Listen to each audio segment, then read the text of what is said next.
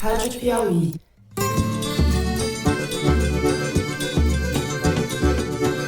Olá, sejam muito bem-vindos ao Foro de Teresina, o podcast de política da revista Piauí. Tudo pode acontecer. Imagine acabarmos as eleições e pairar para um lado ou para o outro a suspeição que elas não foram limpas. Não queremos isso. Eu, Fernando de Barros e Silva, na minha casa em São Paulo. Tenho o prazer de conversar com os meus amigos José Roberto de Toledo, também aqui pertinho, passando frio. Opa, Toledo. Peraí, deixa eu tirar o gorro pra gente começar a falar direito. Opa, Toledo. Ele não ouviu a minha apresentação. Opa, Ana Clara. Ao invés de outras vantagens e outros benefícios que hoje existem na realidade do Brasil, de se ter, na verdade, esse aumento de 5% a cada 5 anos para que a carreira possa ser atrativa. E Ana Clara Costa, também em sua casa no Rio de Janeiro, que volta para a bancada do programa durante as férias da Thaís Bilenque. Bem-vinda, Ana Clara. E aí, Fernando? Oi, Toledo. Pessoal, tudo bem? Muito frio aí no balneário, Ana Clara, não? Não, tá tranquilo. O ar polar chegou e derrubou a temperatura para 20 graus. Ah, olha só, o frio carioca. Nós percebemos agora que o Dória sempre foi um não candidato. Mas aqueles que deram a ele a vitória, na verdade, queriam tirá-lo do governo de São Paulo e hoje querem tirá-lo da candidatura presidencial. Bom, antes de tratar dos assuntos da semana, eu quero convidar vocês para mais um Foro de Teresina ao vivo, exclusivo para os assinantes. Será no dia 30 de maio, segunda-feira, às 7h. Vocês, assinantes, podem mandar perguntas de até 30 segundos de duração. Inclusive, a gente conta com as perguntas de vocês. Perguntem, comentem, cometam suas coisas erradas. Não é isso, Toledo?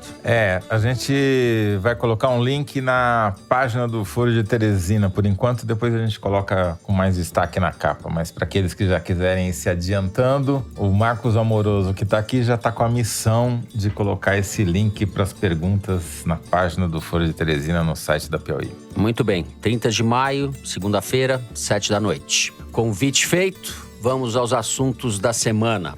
A marcha golpista de Jair Bolsonaro segue seu curso. Na falta de expressão melhor, eu diria que estamos em clima de golpismo escancarado, para lembrar um dos volumes da série do Hélio Gaspari sobre a ditadura escancarada, que trata justamente do período mais tenebroso do regime depois da decretação do AI-5 em 68. Jair Bolsonaro, diante de plateias diferentes, para representantes do agronegócio, para a Associação de Donos de Supermercados, para policiais militares, etc., vem reiterando nos últimos dias o seu discurso golpista. Fez isso colocando em dúvida a confiabilidade das urnas eletrônicas, atacando o judiciário e convocando as pessoas a pegarem em armas, literalmente. A arma de fogo, disse ele, é a garantia de que nossa democracia será preservada. É uma lógica um tanto quanto peculiar deste criminoso que ocupa a presidência da República. Além do discurso, Bolsonaro investiu contra o ministro Alexandre de Moraes do Supremo, acusando-o formalmente de abuso de autoridade. A notícia crime contra o ministro foi arquivada por Dias Toffoli, também do STF, e Bolsonaro agora recorre à Procuradoria-Geral da República para denunciar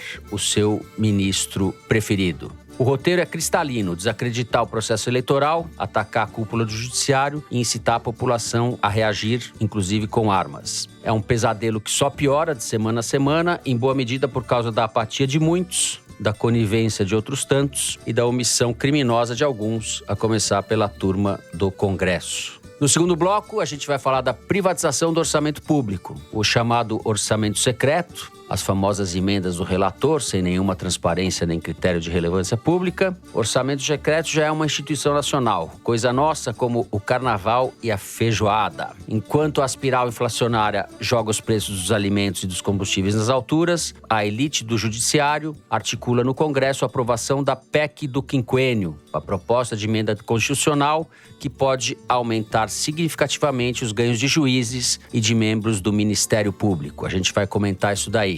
Por fim, no terceiro bloco, vamos falar de eleição. O tucano João Dória vê sua candidatura preterida em benefício da candidatura de Simone Tebet, do MDB, que tem robustos 1% de intenções de votos nas pesquisas, mostrando a pujança da terceira via, essa miragem de parte da imprensa. Enquanto isso, em Minas Gerais, Lula se acertou com o PSD de Gilberto Kassab. O PT vai abrir mão de lançar candidato ao Senado e deve indicar o candidato a vice na chapa de Alexandre Calil, o ex-prefeito de BH, do partido de Kassab, que disputará contra o atual governador, Romeu Zema, do Novo.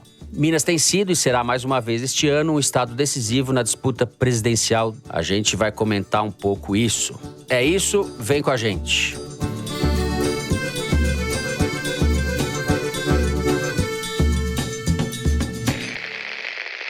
Muito bem, Zé, tentei fazer um resumo aqui das investidas do Bolsonaro nos últimos dias. Elas não são exatamente novidades, elas vão se acumulando, né? E o que vai se acumulando também é a omissão, a letargia ou a conivência de setores amplos da sociedade, empresariado, instituições, etc., e Congresso. Num regime menos absurdo do que a gente está vivendo, numa situação menos absurda do que a gente está vivendo, Bolsonaro já teria sido impedido de exercer a presidência há muito tempo. Sabemos que isso não ocorrerá. O que te chama a atenção nessa confusão dos últimos dias que o Bolsonaro vem provocando?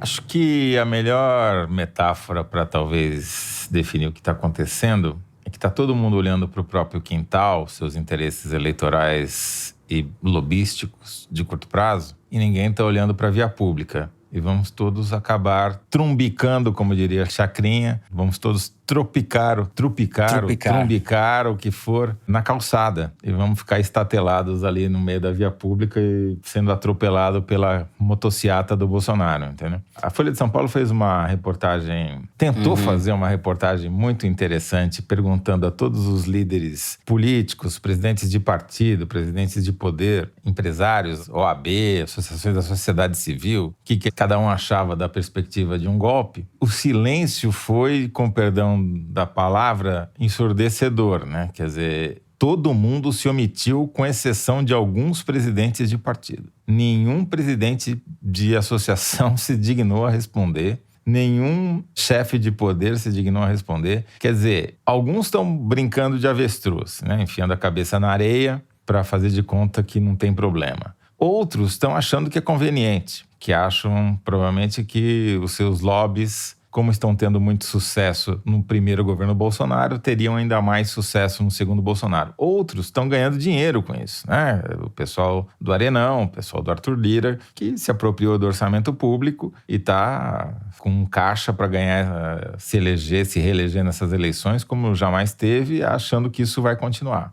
E o próprio PT não quer falar em golpe abertamente, ou não quer ficar falando demais, pelo menos, sobre golpe, porque acha que é uma profecia autorrealizável e que quanto mais você fala nisso, mais chances ela tem de acontecer. Na verdade, isso pode ser o discurso, mas eu acho que na prática o que está acontecendo é que cada um está preocupado com a sua eleição local, com a sua manutenção do seu próprio mandato, ou com a eleição do Lula, e ninguém tem energia suficiente para se dividir entre uma campanha a favor da sua própria candidatura ou da candidatura presidencial e, ao mesmo tempo, uma campanha contra o golpe, um contragolpe. Não tem energia para isso e não tem capacidade de mobilização popular para isso. O PT e os movimentos populares ligados ao PT passaram, nos últimos 20 anos, desaprenderam a fazer isso. Tanto que em 2013 foi a prova de que eles tinham perdido as ruas, né? Enfim, o cenário que eu continuo acreditando é um cenário em que o Bolsonaro a cada dia prepara o golpe, define os seus alvos. Essa semana ele apresentou uma queixa-crime contra o ministro Alexandre de Moraes no Supremo Tribunal Federal, que foi rejeitada pelo seu colega Dias Toffoli. E daí o Bolsonaro, não contente com isso, bisou e foi à Procuradoria-Geral da República fazer a sua reclamação contra o Alexandre de Moraes, que é talvez o único ministro que ainda representa algum tipo de risco a manter a liberdade de ir e vir da família Bolsonaro, porque ele insiste no inquérito das fake news, né? E dos atos antidemocráticos. Enfim, ele definiu o alvo, são alguns ministros do Supremo, não todos, e permanece em guerra permanente contra eles, ao mesmo tempo que as suas hordas nas redes sociais continuam reforçando o antipetismo e o antilulismo.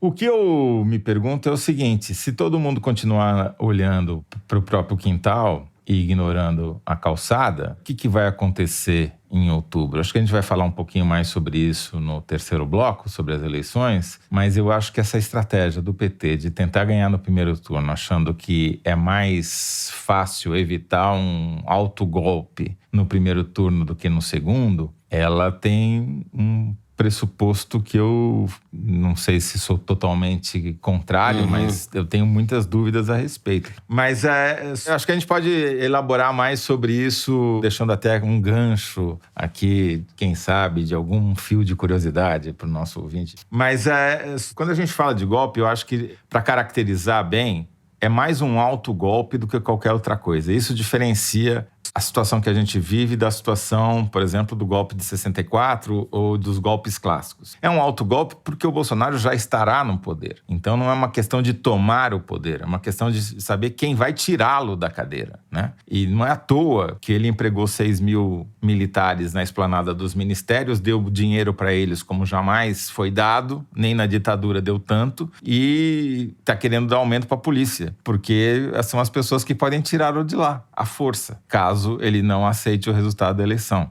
Então, essa é a questão. Quem vai tirar o Bolsonaro de lá se não tiver manifestação na rua e as forças de segurança estiverem compradas por ele? Fica a pergunta, vamos voltar com isso no terceiro bloco. Ana Clara, muito bem-vinda mais uma vez. Bolsonaro, tendo recebido a negativa do Toffoli da notícia crime, que é contra o Alexandre de Moraes, recorreu ao seu amigo do peito, irmão camarada, Augusto Aras, nosso procurador-geral da República, que é parte do problema e não da solução, né? Só a solução para o Bolsonaro. Você andou acompanhando nosso procurador-geral? O que ele tem aprontado, Ana Clara? Bom, ele faz parte da estratégia, né? A presença dele ali faz parte de toda essa estratégia. Ele tem procurado diminuir a temperatura desse temor em relação ao golpe. Ele foi, no início dessa semana, na terça-feira, num jantar com empresários, investidores em São Paulo, e disse que está tudo correndo dentro da mais perfeita normalidade, que não há nenhum risco. E ainda ele fez piada sobre essa preocupação e a preocupação que se tem com as fake news nessa eleição e o tipo de estratégia que a gente já conhece, porque o Bolsonaro usou em 2018 e usou ao longo de todo o governo, mas até que ponto isso pode se tornar mais eficaz nessa eleição por N razões e até mesmo pelo fato de Bolsonaro ter a máquina com ele. Ele foi muito questionado sobre o que a PGR está fazendo para tentar combater isso. Porque nesse caso não são só as fake news, né? Até numa hipótese de tentativa de autogolpe do Bolsonaro ou o que quer que ele venha a fazer, a internet vai ser uma ferramenta de mobilização para ele muito forte, caso ele não aceite os resultados. Então, o TSE, se antecipando a isso, foi procurar a PGR recentemente. Os interlocutores das duas instituições, né, conversaram. E o TSE foi questionar a PGR sobre o que eles poderiam fazer juntos para coibir isso. Porque o TSE, de fato, tem tentado, dentro das atribuições dele, criar filtros e impedimentos a esses aplicativos de mensagem. Inclusive, o mais recente foi o acordo que ele fechou com o Telegram essa semana. Mas você precisa de um braço de polícia, né? Para que essa estratégia seja mais eficaz. Então, houve essa conversa e o que a PGR disse pro TSE nos bastidores é que eles não vão fazer nada, que eles não têm uma estratégia e que tá tudo bem, não tem perigo.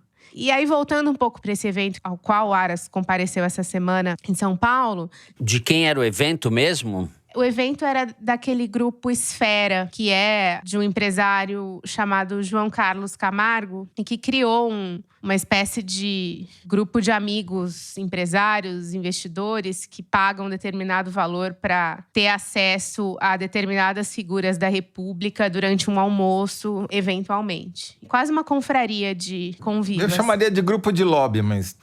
É o velho patrimonialismo em ação. As coisas no Brasil são tão escancaradas. Supostamente, esses encontros têm um compliance, ou seja, não pode ser um encontro com uma demanda específica de um setor, e sim para discutir temas gerais.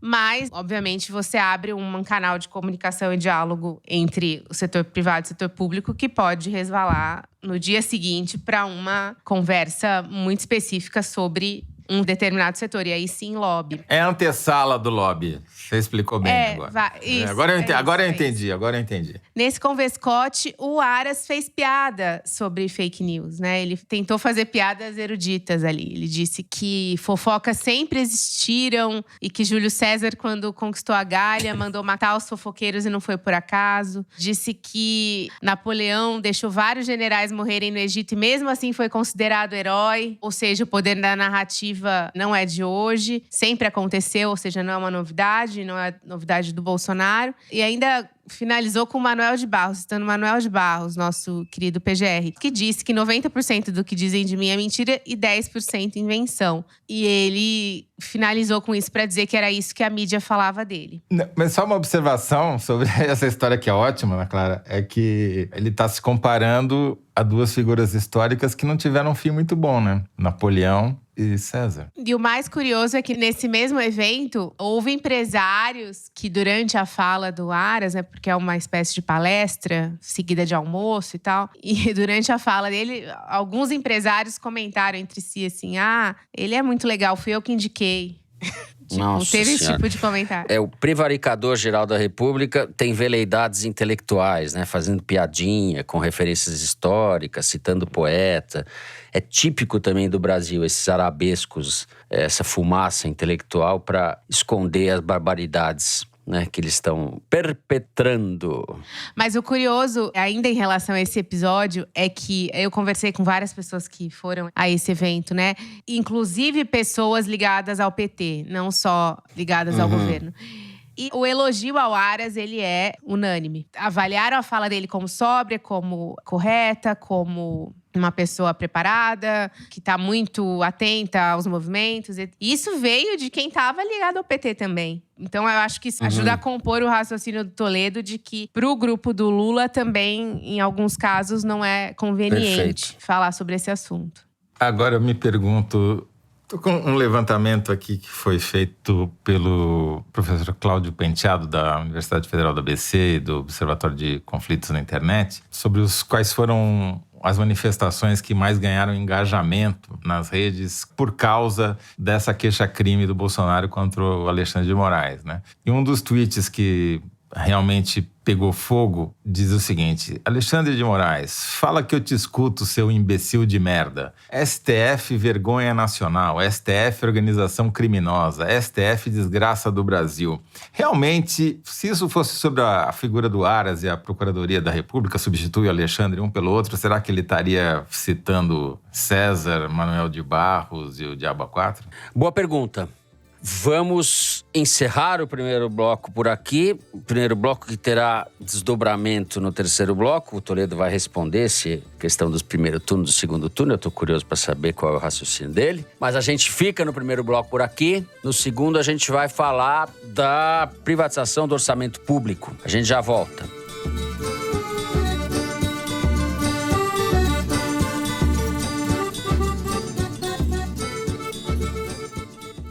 Assine a Piauí exclusivamente digital. Ganhe acesso a conteúdos da revista e do site, além de descontos em eventos da Piauí e descontos em ingressos dos nossos parceiros. Você que está acompanhando o Foro de Teresina, assinante digital, tem acesso exclusivo a edições especiais do podcast de política da revista Piauí. Assine a Piauí digital. É conteúdo que não acaba mais.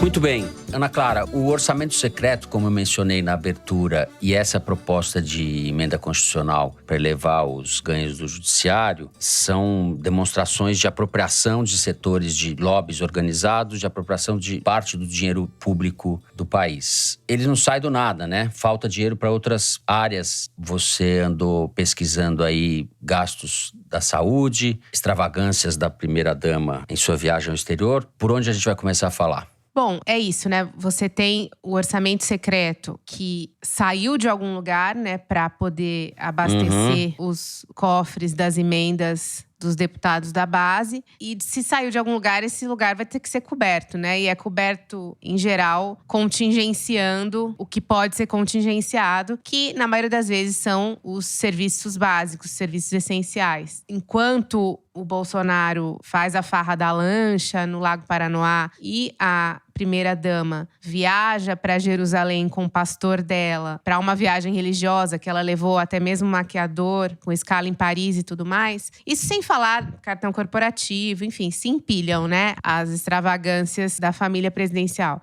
Mas você tem uma questão do orçamento que é complicada. Por exemplo, os gastos com a saúde. Ok, o ano de 2022 não foi tão penalizado pela Covid como foi de 2021, que foi o pior ano, né? Dos 3 anos de pandemia, 2021 foi o pior ano. 2022, a coisa se equilibrou mais ou menos. Mas ainda assim, você tem um impacto grande da pandemia, seja em pacientes que têm sequelas. O serviço público ainda está sob pressão, embora uma pressão muito menor do que no ano passado.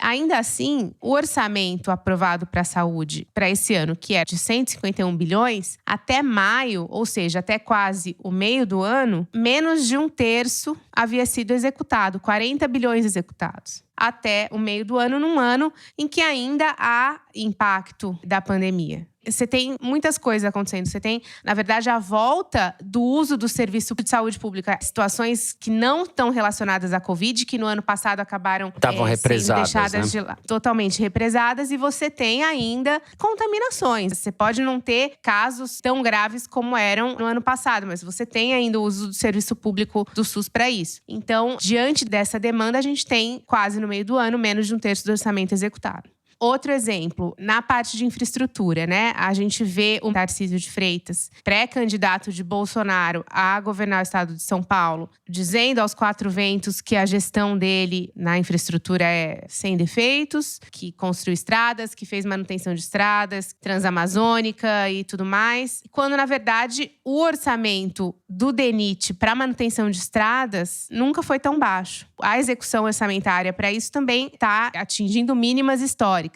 Então, por exemplo, de 8 bilhões que o orçamento aprovou para manutenção de estradas e ampliação de estradas, que é o que o Tarcísio disse que fez e é o que ele vai vender na campanha para o governo do estado de São Paulo, só foram executados até maio 930 milhões de reais. Ou seja, menos de 1/8 do orçamento do ano. Tudo isso para dizer que, para que se consiga saciar corporações e parlamentares sedentos aí por recursos, você sempre acaba penalizando o investimento e o gasto de custeio, e a população, que é a parte mais vulnerável de toda essa história, acaba sofrendo. E é engraçado que é uma crítica, né, que não que a gente deva levar em consideração as críticas que o Bolsonaro ou a direita faziam ao governo do PT, né, que essa crítica era muito recorrente, né, de usar o orçamento para se reeleger. E o que está sendo feito agora é de diferente do que eles mesmos diziam que estava errado, está sendo muito pior. Zé. Essa chamada PEC 63, né, essa proposta de emenda à Constituição que ressuscita o famigerado quinquênio para juízes e promotores, vale a pena a gente se debruçar um pouquinho sobre ela, porque ela mostra muito bem o que é a busca de novos privilégios ou a volta de velhos privilégios. Isso existiu para juízes no Brasil até 2005. Até 2005, os juízes tinham direito a um aumento de 5% do seu salário a cada 5 anos que eles tinham de magistratura. E justamente essa PEC está para ser votada agora, cuja negociação para aprovação foi feita entre o presidente do Supremo, Luiz Fux, e o presidente do Senado, Rodrigo Pacheco, ela volta exatamente a ser o que era. Isso significa que vai beneficiar mais quem tem mais tempo na magistratura, a cúpula do judiciário, a elite do judiciário, que vai receber um aumento de até 35% do seu salário, porque o limite são justamente 7 quinquênios, ou seja, 7 vezes 5, 35. Ou seja, é uma coisa, não é para a base, é uma coisa para a cúpula. Curiosamente, essa política de benefício da cúpula foi derrubada em que ano? 2005, o ano do mensalão, o ano em que o judiciário voltou a ser protagonista na política brasileira, ou que voltou a ser, não, que passou a ser, como jamais tinha sido, né? E, coincidentemente, essa proposta da emenda a PEC 63 foi apresentada em que ano? Em 2013, o começo da derrocada do petismo. Lembrando que em 2005 o mensalão foi contra o governo do PT.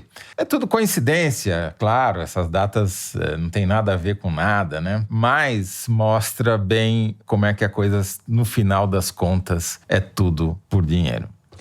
Agora, só um detalhe. Isso mostra também a força das associações ligadas ao judiciário, porque o congelamento do quinquênio, embora tenha sido congelado em 2005, o quinquênio existe para várias classes de servidor público, né?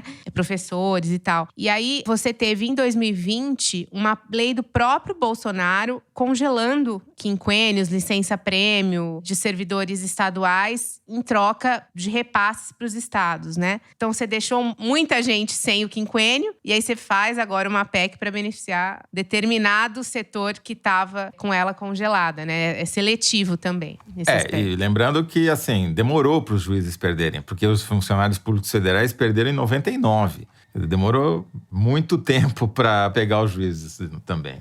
Isso para não falar do dinheiro que ele despejou na defesa dos militares, para as Forças Armadas, que é uma coisa inaudita também na proporção com que se gasta com outros ministérios muito mais importantes para a população. E para as polícias, né, Zé? Os aumentos para os policiais. Sim, que ele está insistindo, que ele está querendo dar um aumento maior para os policiais. Porque no final das contas quem vai poder tirar o Bolsonaro da cadeira se ele der o autogolpe e não reconhecer o resultado da eleição, caso venha a ser derrotado? Vai ser o Exército, que recebeu aquele decreto que a gente comentou a semana passada, que criou um duplo teto para generais que têm cargos civis, como é o caso do general Heleno, como é o caso do ministro da Secretaria-Geral da Presidência, general Ramos, enfim, e o próprio Bolsonaro. Ou vai ser a Polícia Federal, que ele está querendo dar um aumento acima do que pode vir a ser dado para o resto do funcionalismo. Não é à toa, as coisas não acontecem por acaso, pelo menos não em Brasília. Não sei se é o comentário mais pertinente para esse bloco ou para o bloco passado, mas considerando isso que o Toledo falou, acho que a única coisa que conta a nosso favor é a incompetência dos militares, né? Que daí eles precisariam de uma certa competência para se organizar em torno da manutenção do Bolsonaro, e eu tenho sérias dúvidas sobre essa capacidade. Não sei se conta a nosso favor, né? Porque se você pensar na gestão do Pazuello à frente do Ministério da Saúde ou nas barbaridades que esses generais palacianos aí... Eu vou falar uma coisa, Fernando. Eu acredito na competência do Arenão, porque se a gente olhar o que foi o autogolpe mais próximo da gente, mais recente, que foi o autogolpe do Fujimori no Peru em 1992, o que o Fujimori fez? Ele ganhou a eleição e dissolveu o Congresso e convocou uma constituinte e interveio também no judiciário. Então o Arenão está achando que vai ficar essa maravilha toda que eles querem aí, com um segundo mandato do Bolsonaro, caso ele dê esse autogolpe, mas a história mostra que não é bem assim. Até porque no próprio golpe de 64, não foram só os comunistas que foram caçados, também foram os corruptos, né? Então, se eu fosse o Arthur Lira e companhia, eu botaria as minhas barbas de molho. Muito bem, a gente vai encerrar o segundo bloco do programa por aqui. Vamos direto para o número da semana, não é isso, direção? A estatística que é publicada toda semana na seção Igualdades do site da Piauí. Mari Faria, diga lá qual é o número da semana. Fernando, o número da semana é 401. Na primeira semana de maio desse ano, uma pessoa que precisasse abastecer um carro como o Gol gastaria R$ 401. Há 10 anos, encher o tanque de um Gol, que era um carro popular na época, custava R$ 150.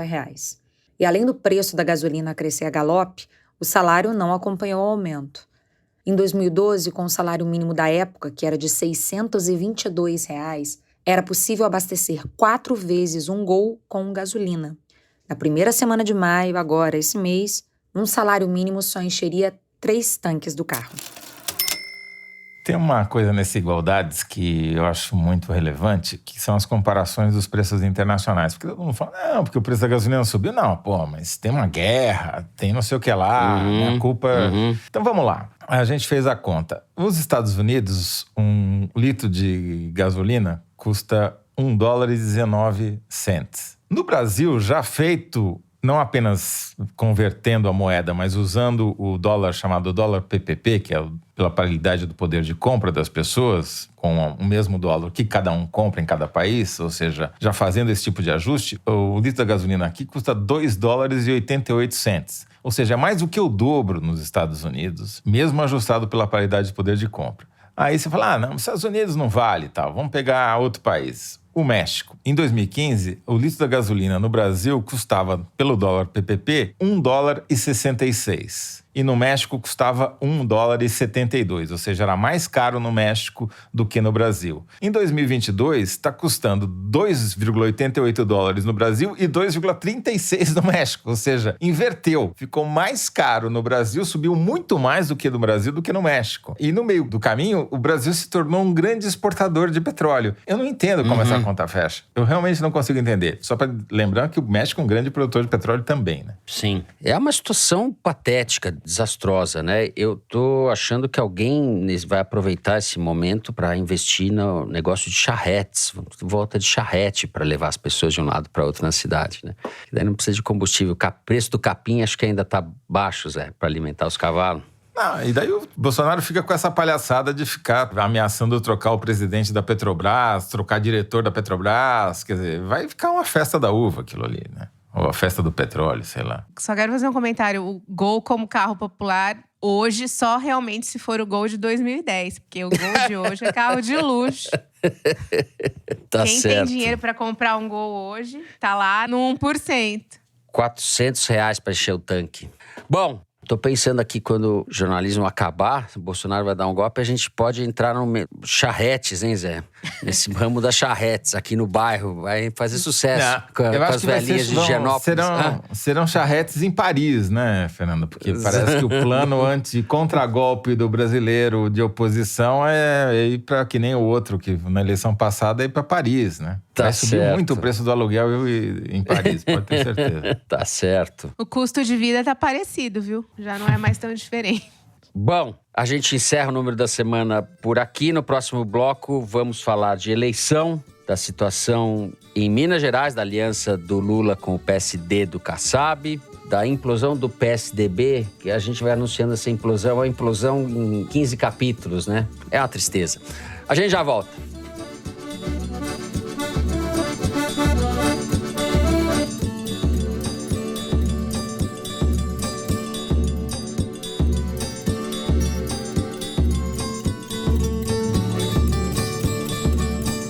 Muito bem, o Lula casou com a Janja nessa quarta-feira. Alguns fariseus tentaram transformar bebida de R$90 num grande escândalo, etc. Mas o que eu quero falar, aproveitar esse gancho, é para falar do namoro do Lula com o Kassab, em Minas Gerais, que vai de vento em popa. Esse sim é um casamento político que pode render bons frutos, né, Ana Clara? Parece que acertaram a situação, o PT desistiu ou abriu mão de lançar o candidato ao Senado. Com isso, consolida a aliança com o PSD do Kassab e apoia, já estava indicado, apoia o Alexandre Calil, ex-prefeito de Belo Horizonte, para o governo de Minas, uma eleição que tudo indica será muito acirrada contra o governador Romeu Zema, certo? Certo. Bom, Minas é um estado muito peculiar, né? Qual é o estado de coisas nesse momento? O Zema é favorito, inclusive neste momento, a vitória no primeiro turno. E o Zema vem passando por uma tomada de consciência, porque ele percebeu que ele começou a melhorar nas pesquisas quando ele começou a parar de se associar ao Bolsonaro de alguma forma. Então, resultado, existe muita gente em Minas que vota no Zema e vota no Lula. Isso é um fato. E isso dificulta a situação pro Calil, embora seja um ex-prefeito agora, né? Muito popular em Belo Horizonte. Minas é um estado que tem mais de 800 municípios, é muito dividida a população entre metrópoles e interior. E no interior o Zema é mais bem avaliado do que na capital. Então o Calil ele vai ter esse desafio de construir uma candidatura que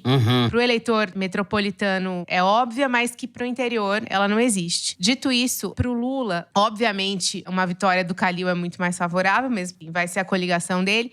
Mas mesmo que o Zema ganhe, também a perspectiva é de que as coisas não sejam tão ruins pro Lula assim. porque a tendência, isso tudo pode mudar, mas a tendência é que ele, considerando esse percentual do eleitorado dele que não vota no Bolsonaro e por isso aprova o governo dele também, ele não vai fazer uma campanha criticando o Lula, vai ser uma campanha ali contra o Calil, não vai ser contra o Lula. Então, isso já não é um fator tão negativo pro Lula, porque você não vai ter uma polarização PT, anti-PT em Minas. Porque os dois candidatos têm eleitores que votam no Lula. E a segunda questão é a seguinte, se o Zema ganhar no primeiro turno, isso também favorece o Lula sob um outro aspecto, que é o seguinte, no segundo turno, as classes A e B tendem a ter uma abstenção muito maior, que é a maior parte, digamos, o eleitorado dessa faixa de renda tende a preferir o Bolsonaro. Então, com a abstenção maior dessa faixa de renda no segundo turno em Minas, em tese, seria benéfico para o Lula.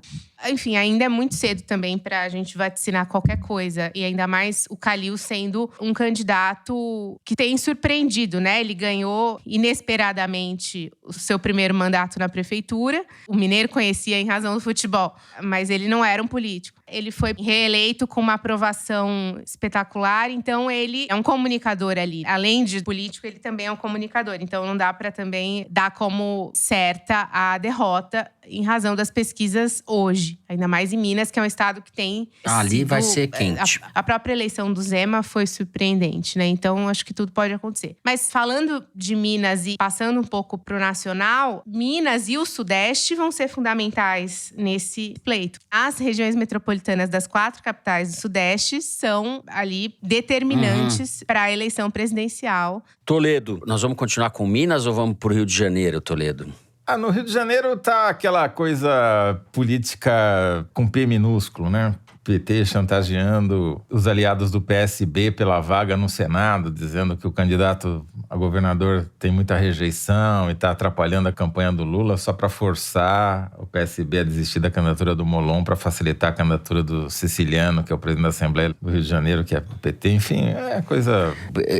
Essa atitude do PT dá vontade de falar que nem o Paulo Maluf pro Brizola. Não aprendeu nada. Não aprendeu nada. É que aí são os interesses das burocracias partidárias, aquela coisa, enfim, não vale a pena. O que eu acho que vale a pena dizer é o seguinte: até o casamento do Lula foi usado como peça de campanha. O Lula tinha feito várias viagens ao interior de Minas Gerais, pouco antes de casar, porque justamente Minas é um estado muito importante e que tem uma característica diferente de outros estados, principalmente em comparação ao Rio de Janeiro, por exemplo, porque o peso de Belo Horizonte no total do eleitorado é muito pequeno. Então, mesmo um prefeito muito bem avaliado de Belo Horizonte, como é o caso do Calil, tem dificuldades de penetrar em todo o estado, que é muito diferente, tem regiões muito distintas entre si. E muita cidade, né, também. É o estado com o maior número de cidades do país, né? Pegando o cenário nacional, o Lula tem vindo de 3 semanas muito boas de engajamento nas redes sociais, como mostra o levantamento temático da Arquimedes. Ele está cabeça a cabeça ali com o Bolsonaro, coisa que nunca tinha acontecido. E está sustentando isso. E eles usaram o próprio casamento dele nessa quarta-feira como peça de campanha. Porque esse engajamento recorde do Lula se deve em grande parte não à campanha dele em si, mas ao engajamento espontâneo de personalidades, influencers, celebridades. E isso se traduziu no casamento porque eles foram convidados, muitos desses, para o casamento em detrimento de militantes históricos do PT, como, por exemplo, o ex-senador Eduardo Suplicy, né? Isso mostra as prioridades da campanha do Lula no atual momento, né? Os influencers são mais importantes do que quem participou. Não estou criticando, só estou constatando que é assim que as coisas funcionam. Todo esse momento bom do Lula tem uma consequência direta nas pesquisas. Se a gente considerar apenas as pesquisas face a face, ou seja, aquelas feitas não pelo telefone nem pelo computador, mas na presença cara a cara do entrevistador e do entrevistado, que sempre são melhores para avaliar o resultado da eleição, levando em conta apenas essas, as publicadas e as não publicadas, o Lula ganharia hoje no primeiro turno com 51% ou 52% dos votos válidos, que, vamos lembrar,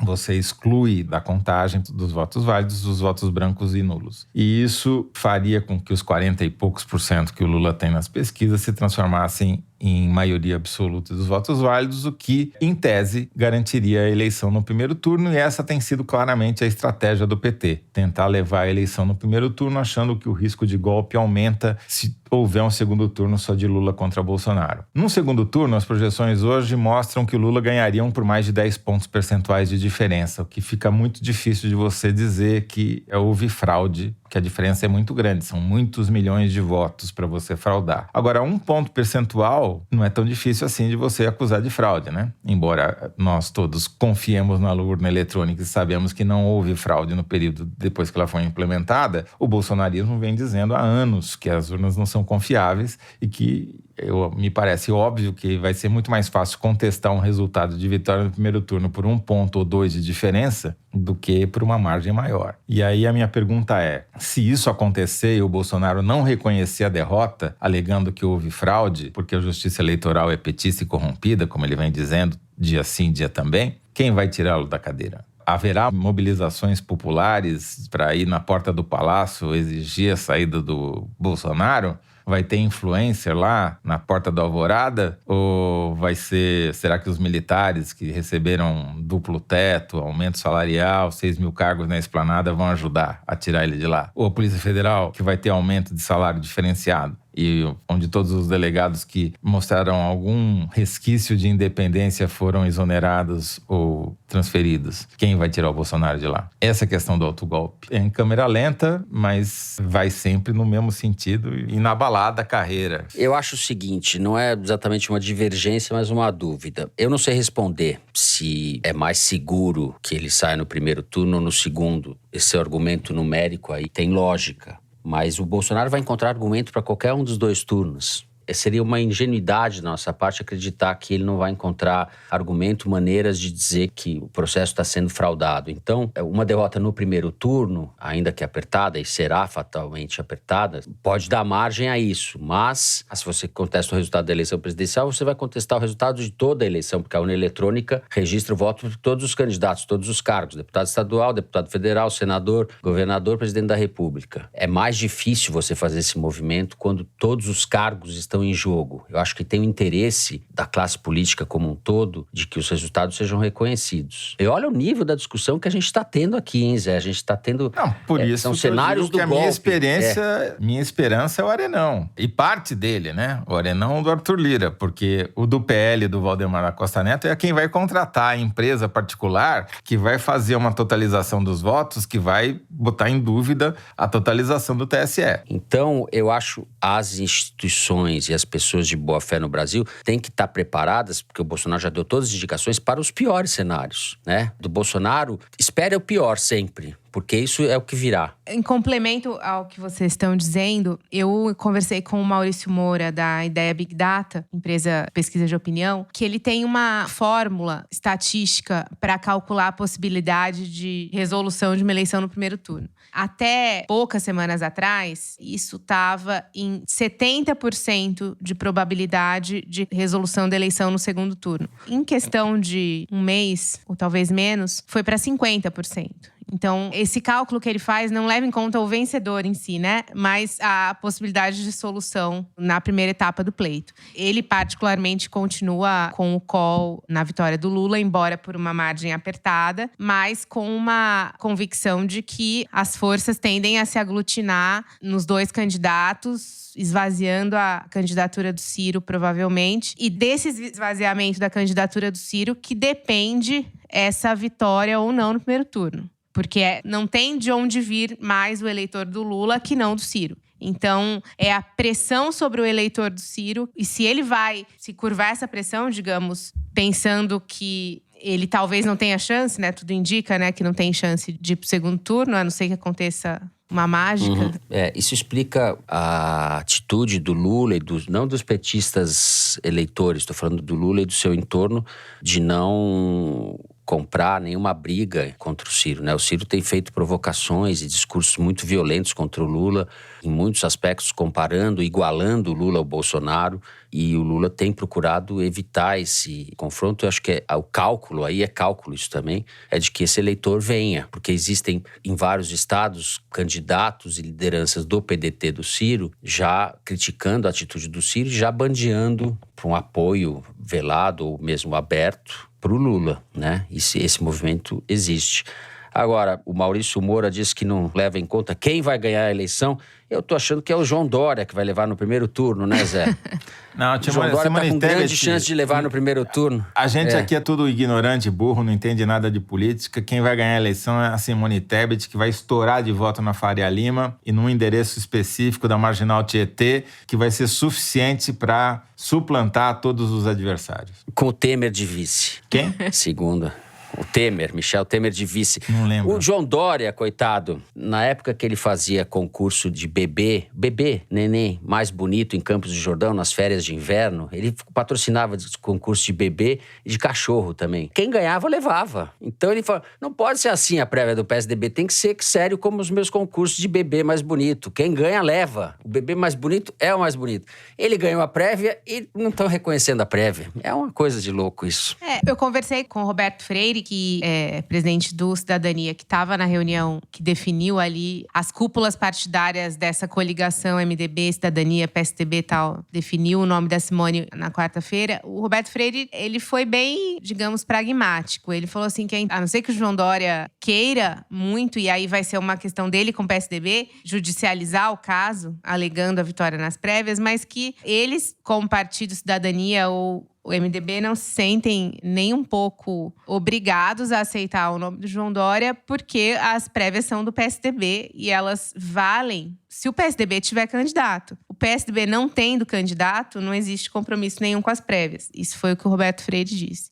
Então, assim, o clima ali na campanha do João Dória já é um pouco de... Essa informação da Ana Clara é muito importante, porque quando um candidato do PSDB é abandonado pelo Roberto Freire, é porque acabou.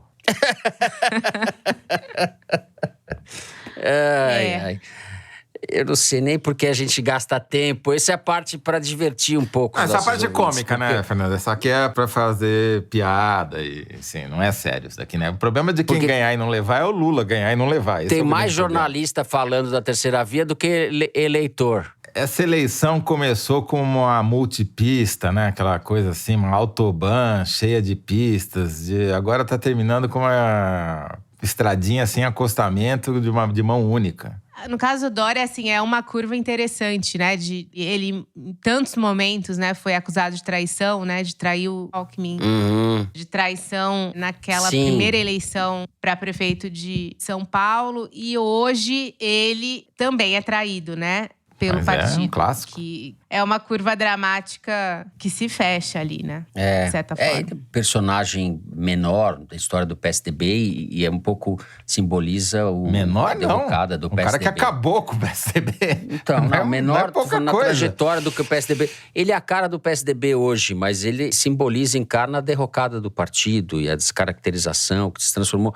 O PSDB, agora falando sério, é uma pena que o PSDB poderia ser um partido como foi fazer um pandan com o PT, né? Teria alguma relevância na condução dos destinos do país, terminar assim. Esse rapaz do Rio Grande do Sul, esse governador, cujo nome agora me escapa, Eduardo Leite. O Eduardo Leite perdeu a prévia e no dia seguinte já estava conspirando contra o Dória. Mas quem começou com isso? Todo ele. Quem começou com isso não foi nenhum dos dois. Foi você! Foi você! Não, fui eu, sempre, né? Um detrator do PSDB. E o Aécio Neves, que não reconheceu a derrota em 2014. Sim. E foi quem abriu a caixinha de Pandora. Ali o PSDB acabou. Do PSDB, as viúvas do Fernando Henrique, o próprio Fernando Henrique, tentaram durante muito tempo emplacar o Luciano Huck também, que é uma espécie de piada, né? A gente vê o Luciano Huck tá lá apresentando o seu Domingão, ganhando dinheiro, a dança dos famosos, etc. Tá muito bem lá. E queriam transformar ele num grande líder político, num estadista, com o prestígio do PSDB. Então, tudo é um pouco patético, né? Ajuda a explicar um pouco por que surge um fenômeno como Bolsonaro. Mas eu vou discordar de vocês da questão de João Dória ser o fator de implosão do PSDB. Porque eu acho que, na verdade, o PSDB ele era uma bolha, né? Ele, de fato, era um partido que tinha um programa, né? Um pensamento, digamos. Mas o eleitor do PSDB não estava votando no PSDB por causa desse programa. Ao longo de todas essas eleições, né? Desses 30 anos. Ele não estava votando no PSDB pelo PSDB e sim contra o PT, né? E a partir do momento que você tem um partido ou uma força, digamos, que aglutine mais contra o PT do que o PSDB, você sai do PSDB e vai para essa força. Então, assim, na verdade, o PSDB não tinha essa Mas a gente não está discordando, estrutura. a gente está concordando. O Dória é só o fim melancólico e caricato de um partido que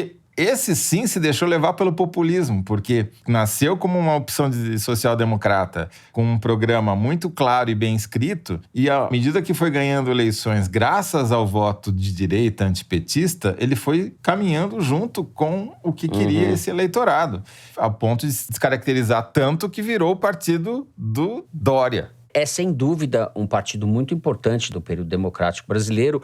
2 presidências, estabilização da moeda, quadros muito qualificados, reforma do Estado, modernização conservadora, se você quiser qualificar. Mas, enfim, o país, a partir de 94, muda, né? E você pode ter muita gente que vê uma continuidade muito grande entre o governo do Fernando Henrique e o do Lula. Isso não vamos entrar nessa discussão aqui. Mas o PSDB teve uma importância histórica de condução e de definição do perfil do país ao longo das últimas décadas. Hoje virou essa piada. Então, em 94 ele ganha a eleição por méritos próprios, quer dizer, porque o Fernando Henrique era ministro da Economia, conseguiu acabar com a hiperinflação que assolava o país fazia 20 anos e ninguém conseguia dar um jeito. Quer dizer, não foi porque... Ele não ganha a primeira eleição apenas pelo sentimento antipetista, apesar do segundo turno... Sim, ganha pela moeda. Do principal adversário ser... Ganha porque tinha efetivamente entregado coisas, né?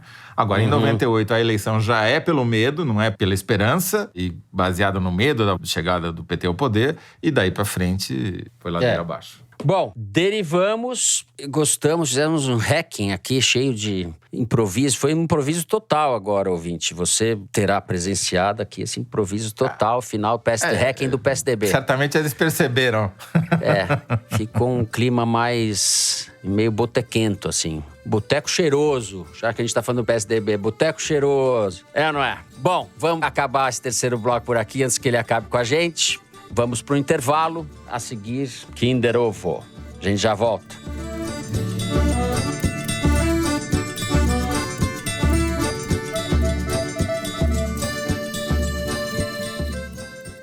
A MUBI é uma plataforma de streaming de curadoria onde você descobre, assiste e até dá a sua nota para os melhores filmes de todos os tempos. Funciona assim. Na MUBI, todo dia extrai um filme diferente. E ao contrário dos outros serviços disponíveis por aí, eles são escolhidos por nossos curadores e não por algoritmos.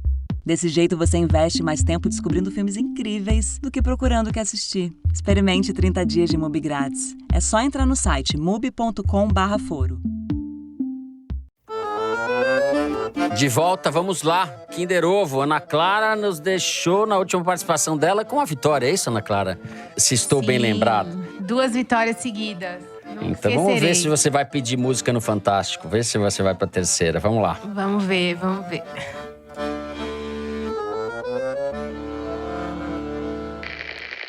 Então, assim, eu pessoalmente não gosto do Bolsonaro. Acho um ser humano perdido, completamente tomado pela perversidade que hoje gerencia um projeto de morte. Mas eu não desejo nenhum mal a ele e não quero vencê-lo com as armas dele. Eduardo Leite? Se o projeto dele vinga e ganha cada vez mais força no Brasil, a minha vida fica em risco. É um carioca. Se o projeto que eu defendo eu não vou falar o que é, mas eu não sei. Ganha força e fôlego no Brasil, ele pode viver em paz. Eu não quero vingança. Eu só quero acabar com esse projeto de morte. Porra, Mari. Caraca, o pastor Henrique Vieira, entrevista ao programa Provocações na TV Cultura. Não, pastor não vale. Henrique Vieira. Quem é pastor Henrique Vieira? Meu Deus, como é que vocês não sabem? Ele já foi candidato, ele tá em todas as campanhas do Lula, em todo o palco do Freixo, tá nos 2 discos do Emicida, fez Marighella, a voz evangélica com a esquerda. Muito prazer. Marighella. pastor Henrique Vieira venceu nós. Pastor Henrique Vieira, eu já disse antes, é que travou aqui meu som. Esse daí eu não acertaria nem me dizendo quem é, que eu continuaria sabendo, ignorando. Não, eu tava pensando em candidato. Tudo bem, venceu o ouvinte que tá tirando o sarro da gente, esse foi o lobby do ninguém, né? Aleluia, aleluia. Vamos em frente. Vamos agora para as cartinhas, é isso? Nas cartinhas não tem erro, a gente acerta tudo. Correio Elegante com vocês. Eu vou começar com o e-mail da Sara Araújo, que usa o nosso correio para falar com um amigo. Olha lá. Por muito tempo transitava um tanto quanto perdida na selva javaporquiana que chamávamos de democracia. E o mesmo amigo dava a mesma orientação. Ouça o foro, leia a Piauí. Com anos de atraso, cedi e agora me encontro totalmente teresinada. Então mando esse correio elegante para agradecer esse que é meu inestimável amigo Magno César, leitor assíduo e ouvinte desde os primórdios do podcast. Parabenizá-lo, o Magno César, não o podcast, pelo aniversário no dia 31 de maio, aniversário do Magno César. Obrigado pelo seu humor ácido e pelas horas de fofoca no telefone. Sua amizade torna a caquistocracia mais suportável. Sara, o seu Magno César é o Toledo pra mim. A amizade minha com o Toledo torna a caquistocracia mais suportável. É isso. Vamos lá. Parabéns pro Magno. Parabéns. Com o nome desse, o Aras vai citar ele no próximo discurso. Magno César. Vou ler o e-mail do Rafael Bonvenuto. Olá, meus queridos e querida do Foro. Em 2020, enviei um correio elegante para lá de emocionado e, para minha surpresa, fui lido pelo querido Bernardo Esteves no episódio 115. Após a execução do programa, algumas pessoas me procuraram perguntando se o tal Rafael Bonvenuto do Foro de Teresina era eu. Encabulado, respondia que sim, até que uma dessas pessoas foi a Andréia, uma colega de trabalho que eu não tinha muita proximidade. Eis que nas voltas que a Terra plana dá, há uns meses engatamos um belo e romântico namoro, daqueles que dá esperança em um futuro melhor, e o Foro de Teresina passou a ser nosso programa de casal obrigatório de todas as sextas-feiras. Tenho o Foro como parte da vida em diversos momentos, bons ou ruins. E como agora vivo um dos mais esperançosos e floridos, sinto no dever de relatar para vocês e, claro, agradecer. Novamente, abraços carinhosos. Pô, Rafael, que história de amor. Mais uma história de amor do Foro de Teresina. Sensacional. É curioso como Foro é um programa romântico. É impressionante como ele desperta isso. Quanto mais a gente fala aqui sobre coisas boas e coisas novas, mais o pessoal fica apaixonado. Eu acho que a gente devia lançar o curso de noivos do Foro de Teresina. Exato. Imagina alguém te chamando pra um date. Vamos pra um date. Vamos tomar um vinho e ouvir o Foro. Vocês imaginem o que é um curso de noivos com o Toledo de professor. Vai dar super certo. Vai dar super certo.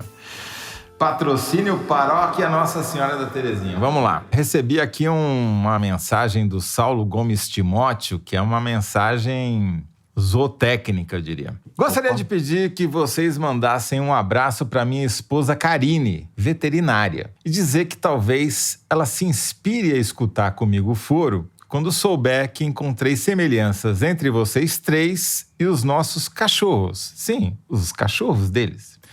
Bob, um Shih Tzu, não sei como é que se pronuncia direito, Shih Tzu.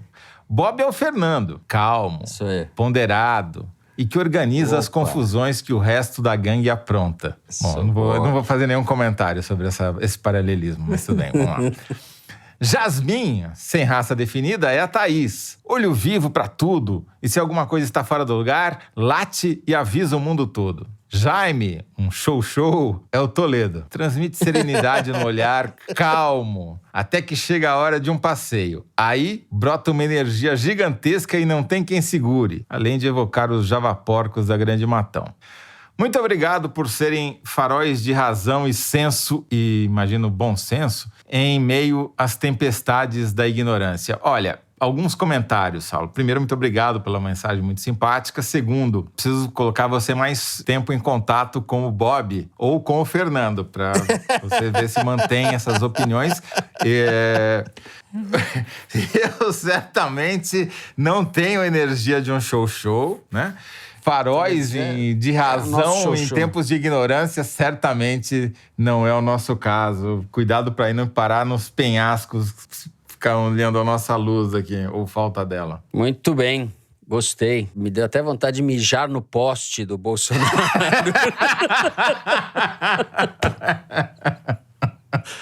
Abafa o caso. Agora abafa o caso. Corta isso aí. Corta isso aí, direção. Ai. Deu vontade de ser o Bob mesmo. Ai. Já tem o codinome pra pós-autogolpe aí, Jaime. Ai. Vamos lá. É isso? Acabou. Tava bom, mas acabou. A gente vai terminando o programa de hoje. Quero reforçar com vocês para o foro ao vivo para os assinantes, no dia 30 de maio, segunda-feira, 7 da noite. Se você gostou, não deixe de seguir e dar 5 estrelas pra gente no Spotify, seguir no Apple Podcast ou na Amazon Music, favoritar no Deezer e se inscrever no Google Podcast, no Castbox ou no YouTube. Assim você fica sabendo das novidades, dos episódios especiais, das edições extras. O Foro de Teresina é uma produção da Rádio Novelo para a revista Piauí, com a coordenação geral da Paula Scarpim. A direção é da Mari Faria, a produção do Marcos Amoroso. O apoio de produção é da Clara Reustab, a edição é da Evelyn Argenta e do Thiago Picado. A finalização e a mixagem são do João Jabassi, que também é o intérprete da nossa melodia tema, composta por Vânia Salles e Beto Boreno. A Mari Faria também edita os vídeos do Foro Privilegiado, o teaser que vai ao ar nas redes da Piauí. A nossa coordenação digital é feita pela Juliana Jäger e pela Fecris Vasconcelos. A checagem é do João Felipe Carvalho e a ilustração no site do Fernando Carvalho. O Foro foi gravado em nossas casas. Eu me despeço dos meus amigos José Roberto de Toledo. Tchau, Toledo. Tchau, Fernando. Au. Tchau, Ana Clara. É o Xoxô. Toledo é o Xoxô. Ana Clara. Tchau, Ana Clara. Até semana que vem. Tchau, Fernando. Tchau, Toledo. Tchau, pessoal. Até semana que vem. Ainda estarei aqui. É isso, gente. Boa semana a todos. Até.